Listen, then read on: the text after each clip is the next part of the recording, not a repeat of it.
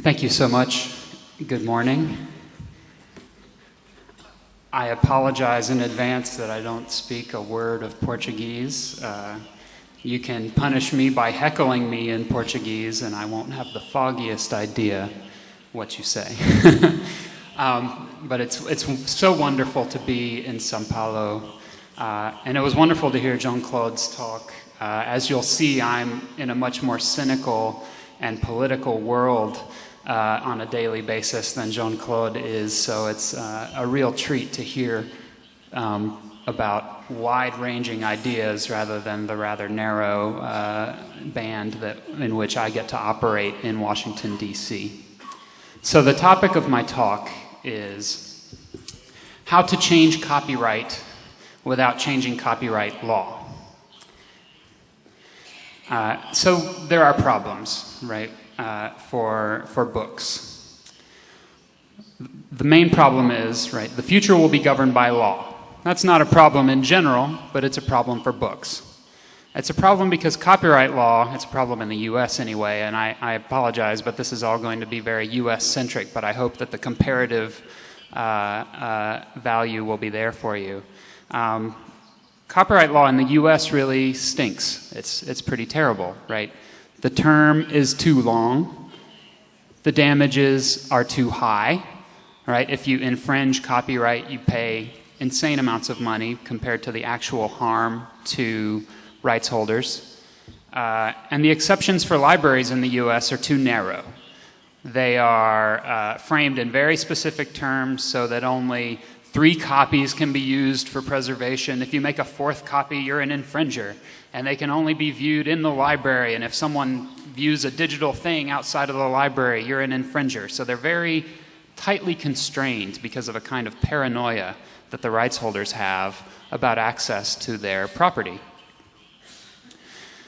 So there's a problem for old books, right? The main problem is patrons increasingly expect and demand digital access to materials, period. And they don't really care how old the materials are. They want them to get digitized, and they want them to live on the internet. They want them to be searchable in full text. They want to have instant and easy access to these books. And they want to do non-consumptive research. That is, they want a computer to crawl across 100,000 volumes and turn out a kind of analysis of those volumes. How many times was a particular word used? What was the ascendancy of the use of a particular grammatical phrase across time? You need to digitize these books before they are comprehensible by a computer, right? And we want the old books as well as the new books. And we want these books to be shareable. When I come across something fascinating, I want to be able to send a link to a colleague and say, this is fascinating, and you should look at it, and it should not be a difficult thing for you to look at.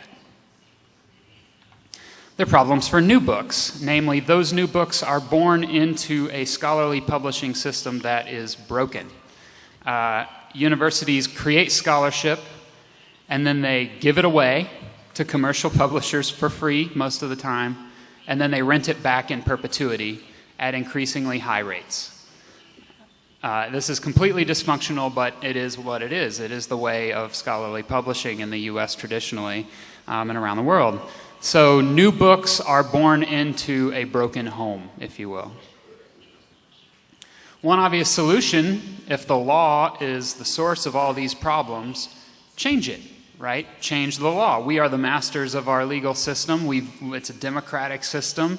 Why can't we throw the bums out, in this case, where the bums are bad copyright law? Why can't we get rid of bad copyright law? This brings us to the real problem, the big problem, and I think this is a global problem, but it's especially bad in the US, and unfortunately we export this problem to you. The US Congress heavily favors rights holders and copyright maximalists, people who see copyright as more is always better. The US Congress sees rights holders as job creators. This is a term invented by conservatives in the US. It's a euphemism for people who are very rich. But copyright holders in the copyright industry are job creators. They are factors of economic production. And so giving more power to them is a way of monetizing more goods and will therefore magically create more jobs. So those people have an automatic credibility with the Congress because they come in with facts and figures showing our company is worth a lot of money, we employ a lot of people, we pay a lot of taxes, and so on. And the U.S. Congress responds very readily to an economic argument of this kind. Users, however, and libraries and other people with an interest, a real stake in the copyright system, are seen as marginal. These people will get access however they get access at the leisure of the rights holder. And more freedom for users and libraries is often seen as a gateway to piracy. That is, anytime we go to Congress, and I'm a lobbyist, I'm someone who physically I go and I sit in the lobby and I wait to talk to senators and I try to talk to them about these issues. And every time we ask for a more relaxed copyright system, a system that will free libraries to do more useful things with the books that they already own and that they are supposed to be making available to their users, the first question always is, how are the pirates going to exploit this exception and undermine the economic system of copyright? So we are constantly treated as if we are pirates. Every time we go asking for something, we are pirates. And leaving aside the ideological bias, there's a purely selfish bias in Congress in favor of people who can give you money. And the rights holders, the record labels, the movie companies, the book publishers, have very deep pockets, and they donate extravagantly, and libraries obviously do not. They have highly effective and skilled lobbying operations. They have lawyers who make more in a couple of days than a librarian makes in a year. So they are highly effective in getting their point across in government. I'll try not to bore you with this part because it's pretty America-specific, US-specific. But there have been several efforts in the U.S. to make life easier for libraries in the law, just in the last decade. And each of these efforts has been a really frustrating failure for libraries and shows us that Congress is not going to help us. So the first is Section 108 in the U.S. Copyright Act is where library exceptions live. It's where libraries are told that you can do certain things that other people cannot do in order to preserve and enable use of your materials. And Section 108 is obviously out of date. It was written in the 1970s and has not kept up with the digital revolution. So there was an effort called the Section 108 Study Group to get together a group of experts, librarians, publishers, and have everyone get in a nice room and talk about what they want. And things completely fell apart. They issued a report, and the report was written at such a high level that it's impossible to translate what the report generated into law. That is, when we get together with publishers and try to debate and discuss and come to a consensus about a reasonable solution to these problems, it doesn't happen. It doesn't happen. And Congress loves to not have to do any work and to not have to pick winners. What they really want is for two parties that are adverse to one another, two enemies, to get together in a room somewhere, come up with a solution, hold hands, and walk into Congress and say, here's the solution, and all you have to do is pass it. And it's not going to happen. It's not going to happen anymore because the rights holders are way too scared to let libraries have any further rights than they already have. This situation repeated itself in a law that did pass called Section 110.2, the Teach Act. This law is intended to allow teachers to teach distance education classes, so classes where students are on the internet. You know, I teach from Boston, Massachusetts, and you can take my class in São Paulo, and you'll have access to class materials over the internet. And the TEACH Act was meant to make it possible for those materials to be posted to the internet and for you to access them. Except again, the TEACH Act was written by getting rights holders, in this case movie studios, because a lot of it was video. It's really about video. And libraries in the same room and figuring out what could they agree on. Not much. They could not agree on much. And so what became the law is completely useless for most American libraries. Folks that I talk to pretend that this law does not exist because it is so narrowly drawn. You cannot take advantage of it. Orphan works, I won't bore you. This is the situation for books whose rights holders, have passed away or their publishers have gone out of business and no one knows who owns the rights. And what do we do with those books? You can't ask permission to use them. This is another situation where there is no the law cannot be changed. There is no legislative solution. We've been banging away at it for almost 5 or 6 years now, and nothing is happening. So the bottom line is, we can't agree with the publishers on basic terms, and Congress will not take our side. So if we can't find a compromise and we can't just win, then Congress is not a venue that's going to work for us. We cannot change the law to get what we want, at least not right now.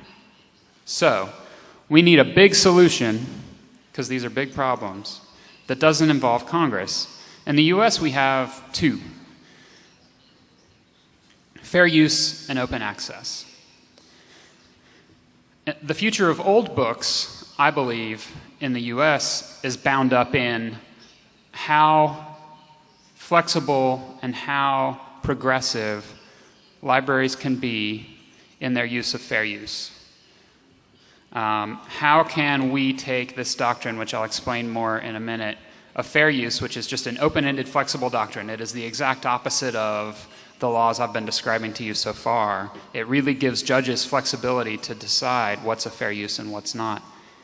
The future of old books, these books where the rights holder is gone or where the rights holder is recalcitrant, the only way for libraries to take advantage of those books is probably going to be through fair use.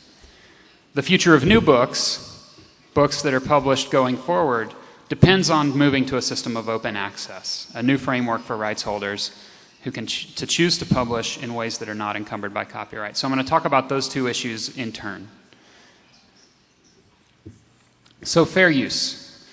Fair use is a doctrine, it's over 150 years old in the US, that allows for legal, unauthorized use of copyrighted material under some circumstances, right? So what are those circumstances? The law in the US asks the judge to consider, just weigh these 4 factors. Why is the work being used? What kind of work is it that's being used? That is it commercial? Is it a non-commercial work? Is it fiction? Is it non-fiction? How much did you take? Did you use the whole thing or just a small part of it? And what is the effect of your activity on the market? Are you competing with the publisher by making these copies? Or are you doing something entirely non-commercial and beyond the publisher's market? Plus, judges consider, and this is very important, the custom and practice of individual creative communities and scholarly communities. What do people do on the ground, in the real world? What solutions have they found?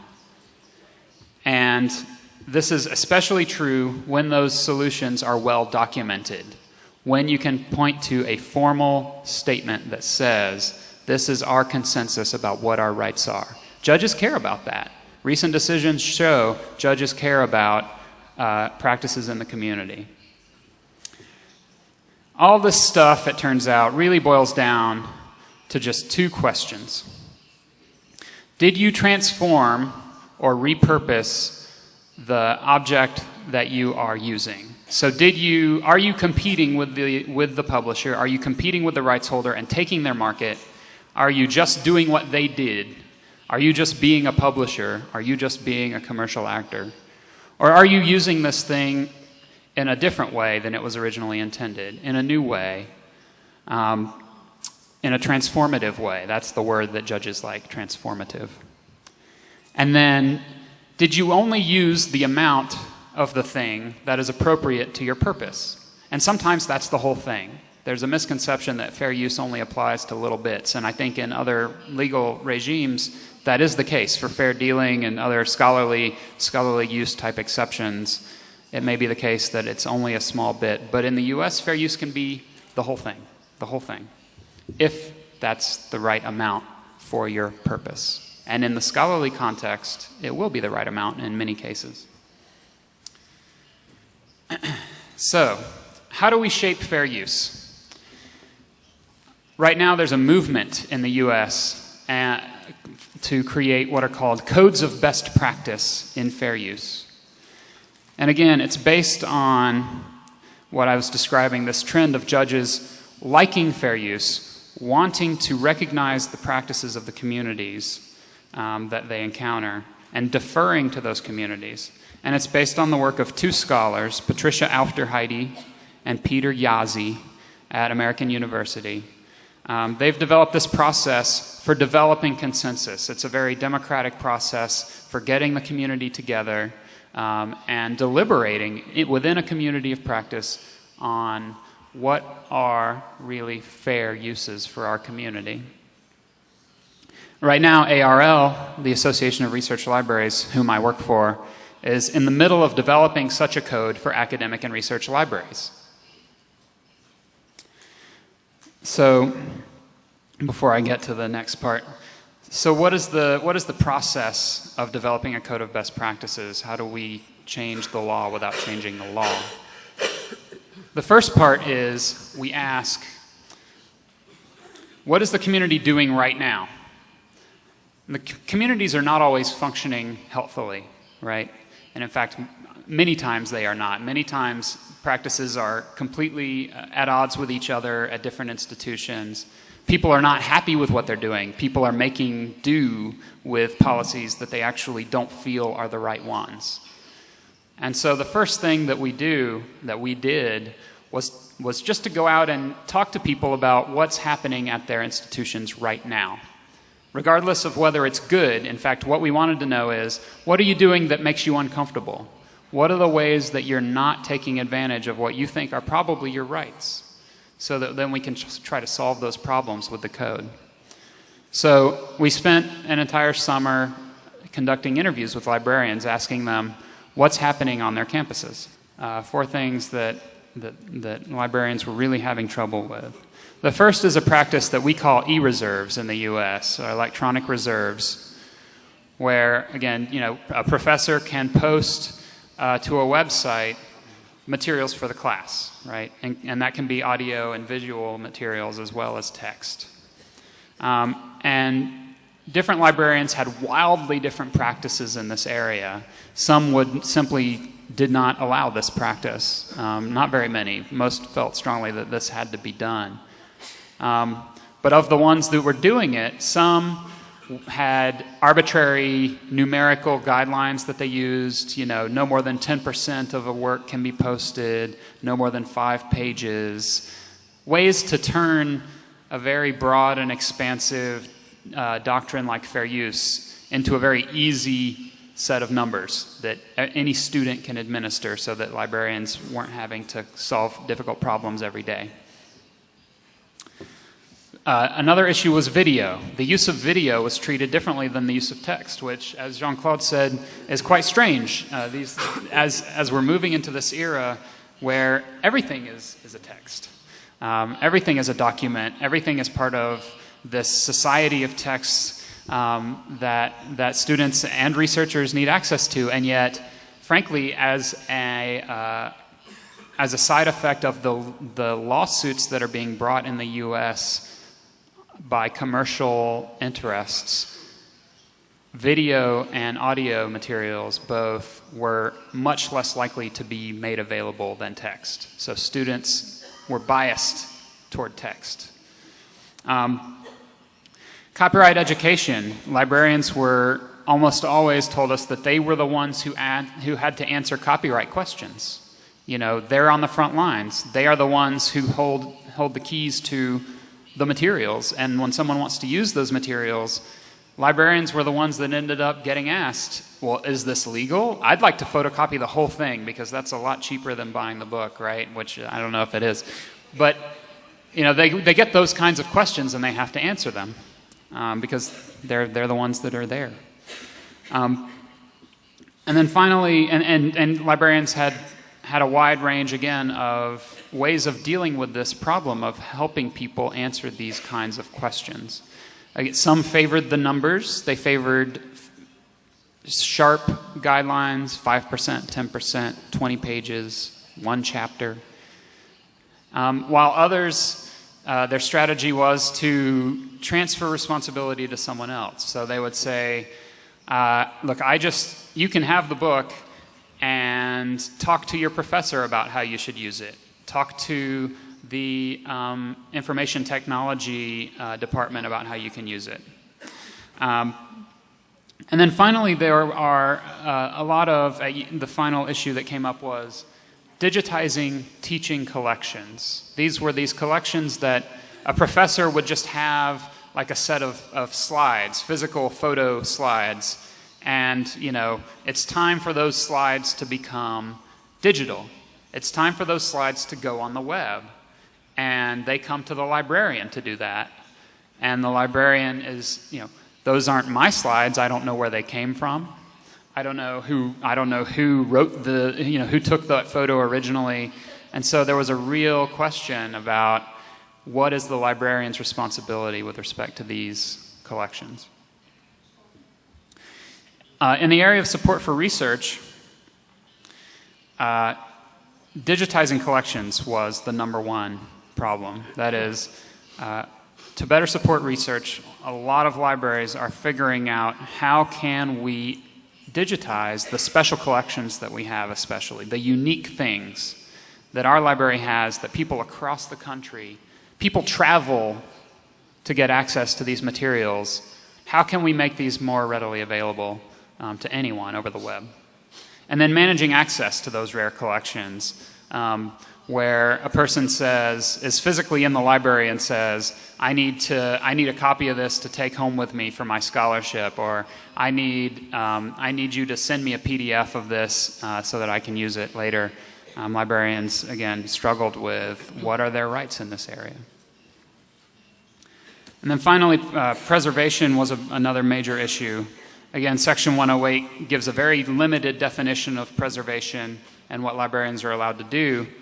And the question was, do we let materials deteriorate and fall apart because we cannot satisfy this narrow legal requirement of Section 108? Or can we use fair use as a kind of supplement, a kind of extra right for preservation in addition to 108? And so because of their confusion and concerns over the law, works in the public domain were almost universally favored and over works that are not in the public domain. So digitization projects universally favored older public domain works, regardless of the fact that in some cases newer works might be in worse shape, might be on more fragile material, but those works are under copyright. So there's a clear bias in favor of older materials. And then decisions often were just deferred. So there was a big trend toward just putting materials into a vault and letting them live there until the law gets changed, which, as you've heard, I'm not optimistic about. Exhibits. We found out, we actually didn't know much about libraries mounting exhibits, and that was a subject that came up when we spoke to the librarians. They brought that to our attention. We hadn't considered it as a major phenomenon, but it really is an emerging big practice in the States, especially online exhibits, making websites that highlight especially the rare and unique collections at libraries. And all the same problems recurred here. limiting access. How do we prevent people from taking this content and reposting it on the web somewhere in a way that we can't control? Are we to blame? Are we legally responsible if someone pirates, essentially, a work from our collection? Disability was a really interesting area where it turns out libraries were really flummoxed and confused by disability issues, largely because in American libraries, the librarians were not given much power over this area. It turns out that in a lot of universities, there is a special bureaucratic office that serves disabled students, and libraries had very little input into the policies that serve those students, even though the students come to the library for assistance, even though the values that are at the heart of serving these students are really librarian values about access to information. And yet librarians were not being consulted and really had no input into these policies on their campuses. So again, they were sidelined in the policy making. Access as a result was limited or delayed. And very strange policies were emerging, like a work would be digitized for a student, and then they would take the physical book and put it somewhere so no one could use it until the disabled student brought back the digital copy.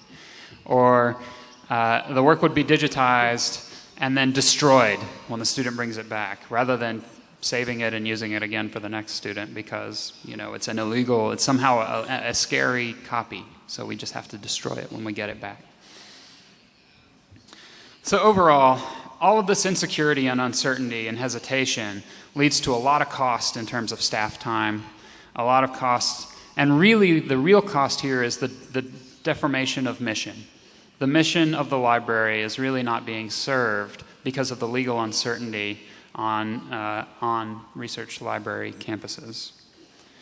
And fair use, we believe, would really help these folks. It's a flexible doctrine. There are really good arguments, legal arguments to be made, but no one is thinking clearly about it, and no one is speaking clearly about it, and so there is no consensus yet.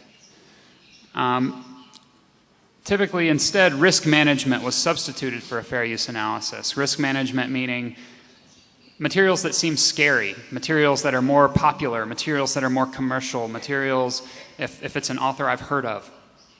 That kind of thinking, which is not very clear and doesn't really track your legal rights very well, really dominated the decision-making process in some places, and it was really harming the way libraries were serving people.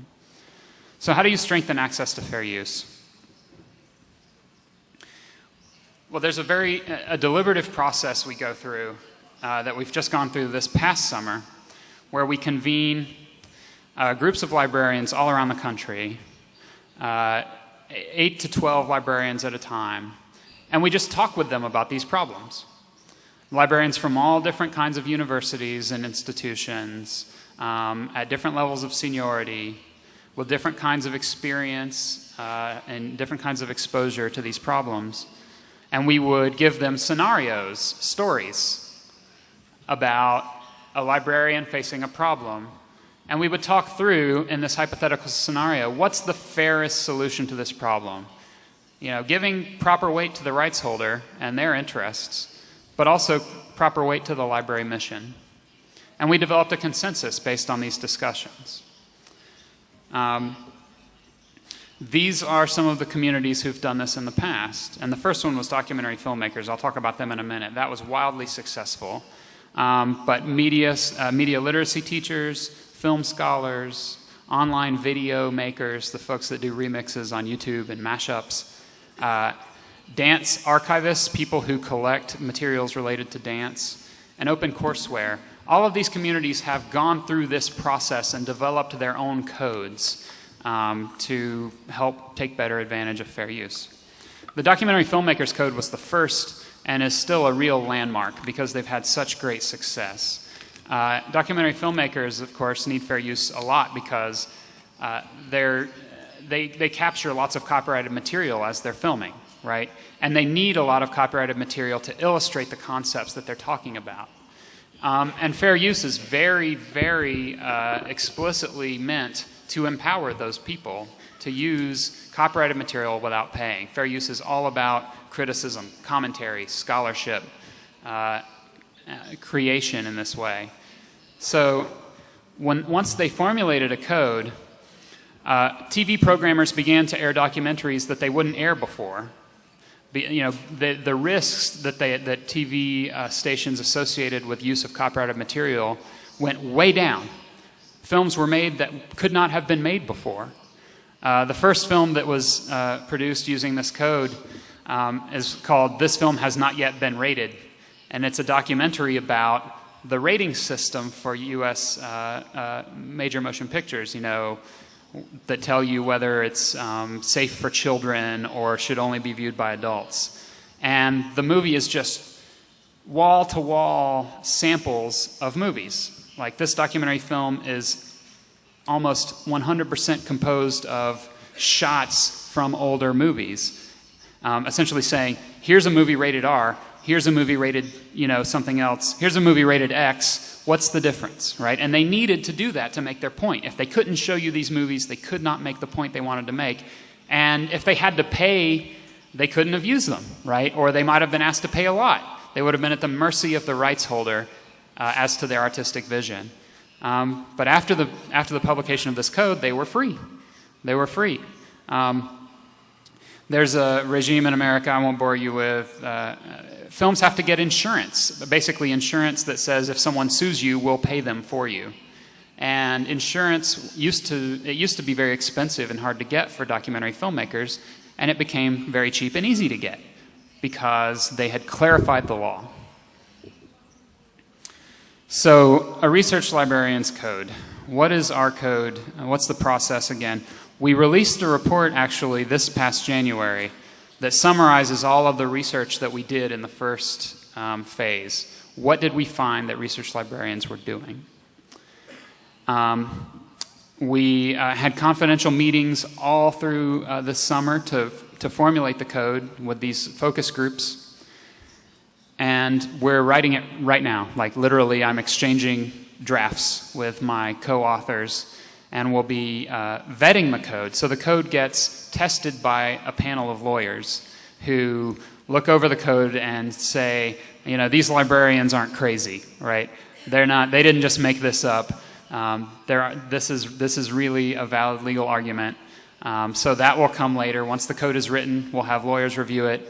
And in mid-January, we'll release the code, and it will circulate, and we'll see what librarians make of it. So, in fair use, practice makes practice. What you do shapes what you can do in the future. It's a muscle that has to be exercised, or it will atrophy. So that's fair use. So on to open access. The first thing I should say is you'll hear a lot about it. There are people here that are better qualified than me to talk about it. And you'll learn a lot more about it from other folks. I am mainly here to carry the banner for my colleagues in SPARC, who are a sister organization of the Association of Research Library. The website is arl.org/SPARC. They have a dazzling array of resources on open access that you can take advantage of. So SPARC is the clever acronym is they're a catalyst for action. Their mission is to expand the dissemination of research and scholarship in a way that leverages digital network technology, reduces financial pressures on libraries, that's the key, and creates a more open system of scholarly communication. So they've got 3 program areas, right? And they're supposed to do all these things at once. If you meet anyone from SPARC, they're very busy.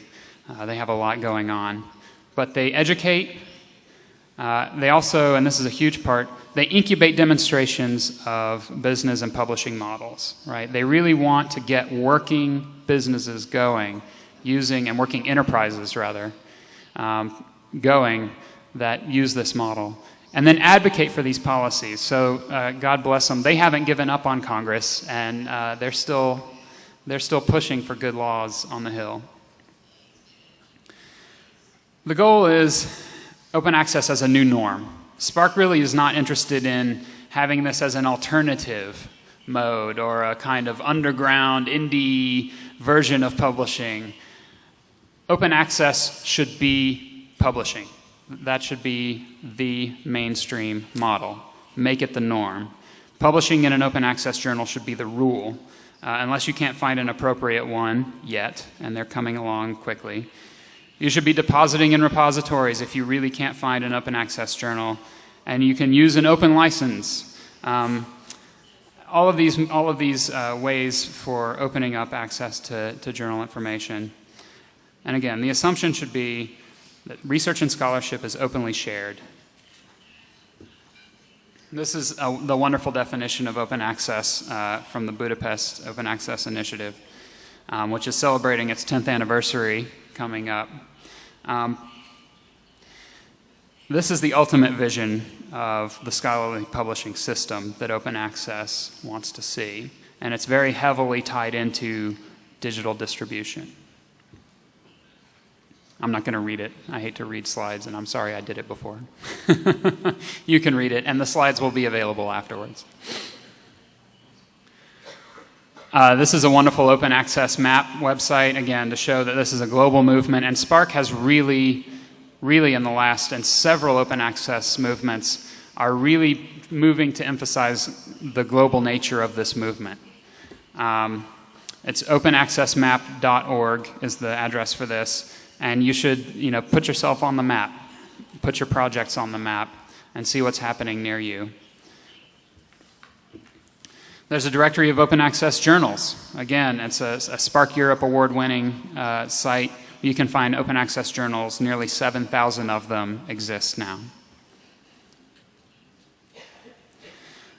Here's a nice map, again, of repositories that are available all around the world. And again, add your repository to the map and find repositories on the map.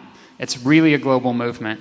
Spark, Creative Commons, a lot of the sort of US-based sounding, seeming organizations are disaggregating themselves. And the 10th anniversary in Budapest of open access is in February, the 10th anniversary of the Budapest Open Access Initiative. And then global, and Heather Joseph from Spark really wanted me to stress this, Global Open Access Week is coming up, the week of 24th through 29th October.